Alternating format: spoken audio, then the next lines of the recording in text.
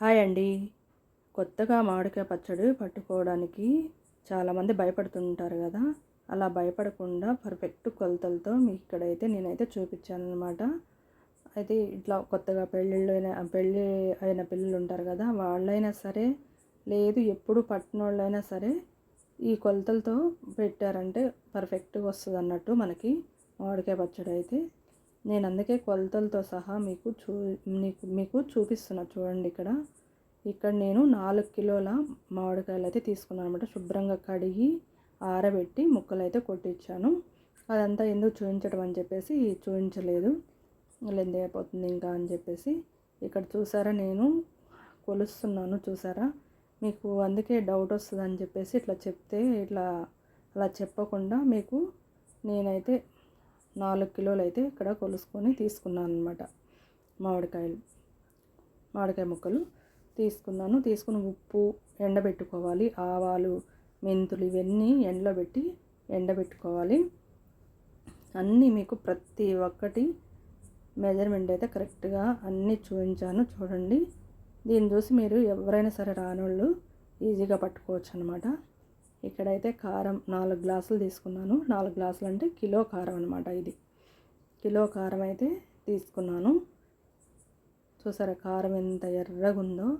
శుభోదయం కారం అంట, చాలా బాగుంది. కొత్త కారం కదా, పచ్చళ్ళ కారం ఇది. 4 గ్లాసులు అయితే తీసుకున్నాను కారం తీసుకున్నాక ఇక మనకి మెంతిపిండి అవన్నీ ఇందులో వేసేసుకొని కలుపుకోవాలన్నమాట.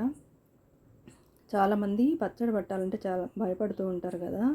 అలాంటి భయం ఏం లేకుండా చాలా ఈజీగా ఈ కొలతలతో పెట్టారంటే పచ్చడి కూడా చాలా బాగుంటుంది. చాలా బాగుంటుంది అనమాట. అస్సలు ఎంత అంటే పర్ఫెక్ట్ కొలతలు అన్నీ మీకు కరెక్ట్గా నేను చూపిస్తూ చేస్తున్నాను అనమాట. కారం అయితే వేసాను. కారం వేసుకున్నాక ఇది ఆవపిండి అండి. ఆవపిండి, మెంతిపిండి కూడా వేసేసుకోవాలి. మెంతుల పిండి, ఉప్పు కూడా వేసేసుకోవాలి. ఉప్పు కూడా ఏదో చూసారు 836 గ్రాములు ఉందన్నమాట. ఆ ఉప్పు కూడా వేసాను. 200 గ్రాములు అయితే మెంతులు, అరకిలో అయితే ఆవాలన్నమాట. ఇవన్నీ వేసి బాగా ఈ ఉండలు ఏం లేకుండా బాగా కలిసేటట్టు చేతితోటి ఇలా బాగా కలుపుకోవాలి. ఎక్కడ ఉండలు ఉండొద్దు అన్నట్టు బాగా కలుపుకొని అంతా కలిసేటట్టు బాగా కలుపుకోవాలి. ఇది చేతితోటే, గరిటెతోటి అయితే అస్సలు కలపరాదు. ఇట్లా చేతితోటే కలుపుకోవాలి. ఉండలు లేకుండా అలా బాగా కలిపేసుకొని ఎల్లిపాయలు తీసుకున్నాను. 362 గ్రాములు అనమాట. 50 గ్రాములు అయితే తీసి పక్కగా పెట్టుకున్నాను. ఇప్పుడు మనము ఆ ముక్కల్లో ఈ ఎంత కలిపిందంతా వేసేసి ముక్కలకి బాగా పట్టించాలి, కలపాలి. చేతితోటి బాగా ముక్కలకి ఈ మొత్తం మనం కలిపి ఉంచుకున్న ఈ పొళ్ళన్నీ అయితే బాగా కలుపుకోవాలి. ఎక్కడ పొడి లేకుండా అది చూసారా అలా కలుపుకోవాలన్నమాట. అలాగే కడాయి పెట్టుకొని కొంచెం ఆయిల్ ఎక్కువేం అవసరం లేదు, కొంచెం ఆయిల్ వేసుకొని మీకు 50 గ్రాములు ఎల్లిపాయలు చూపించాను కదా, ఆ ఎల్లిపాయలు ఇలా వేసి ఇవి కొంచెం ఎర్రగా వేగేదాకా వేయించుకొని ఇప్పుడు మనం కలిపి ఉంచుకున్న ఈ కొంచెం ఇట్లా ముక్కలు పక్కకు అనేసి ఇందులో మనం ఆ ఎల్లిపాయలు నూనె ఇందులో పోయాలన్నమాట. ఇలా ఎందుకంటే ఈ ఎల్లిపాయలు ఫ్లేవర్ అంతా ఇట్లా పోసి ఆ ముక్కలన్నీ మళ్ళీ ఇట్లా దాని మీద వేసేసి ఉంచామనుకోండి చాలా బాగుంటుంది. ఆ ఎల్లిపాయలు ఆరోగ్యానికి కూడా చాలా మంచిది కదా, ఆ ఫ్లేవరు అంతా వాటికి ముక్కలకు బట్టి చాలా బాగుంటుంది అనమాట. ఇలా వేసాక దాన్ని ముక్కలన్నీ మళ్ళీ దాని మీద వేసేసి కలపొద్దు, ఇక కలపకుండా ముక్కలన్నీ దాని మీద వేసేసేయాలన్నమాట.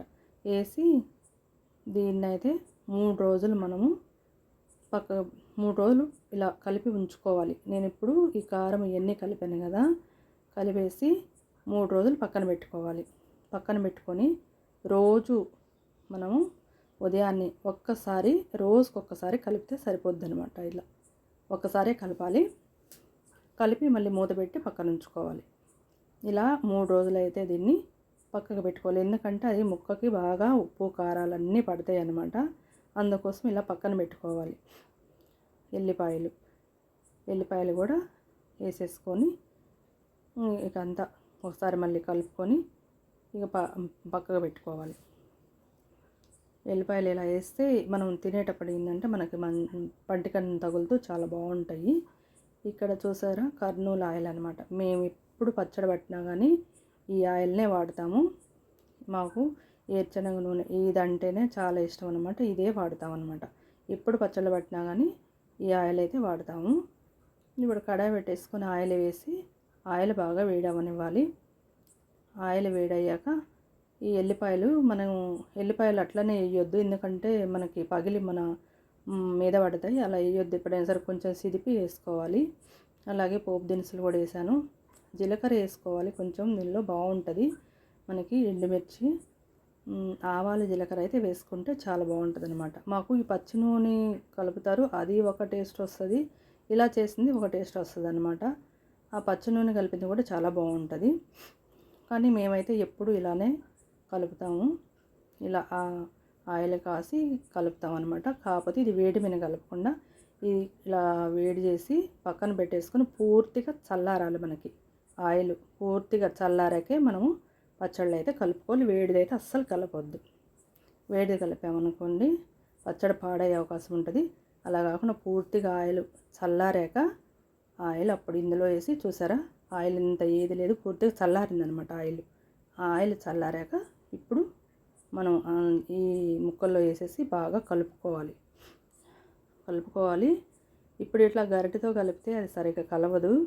కొద్దిసేపు ఏదో అట్లా కలిపాను కానీ ఇట్లా ఎప్పుడైనా సరే మనము ఈ మామిడికాయ పచ్చళ్ళు, ఉసిరికాయ పచ్చళ్ళు ఇలాంటి పచ్చళ్ళు ఏం చేయాలంటే చేతితోటే కలుపుకోవాలి. మనం చేతితో కలిపితేనే అన్నీ బాగా కలుస్తాయి అన్నట్టు. చేతితో బాగా కలుపుకోవాలి. గరిటెలతో ఇలా కలిపామనుకోండి సరిగా మనకి కలవదు. చేతితోటి అంతా బాగా కలిసేటట్టు బాగా కలుపుకోవాలి. కలిపేటప్పుడు ఎక్కడ ఏమన్నా ఉన్న ఉప్పు కానీ ఏడన్నా పిండిలు కానీ ఇవన్నీ చూసారా చేత్తో కలపాలి.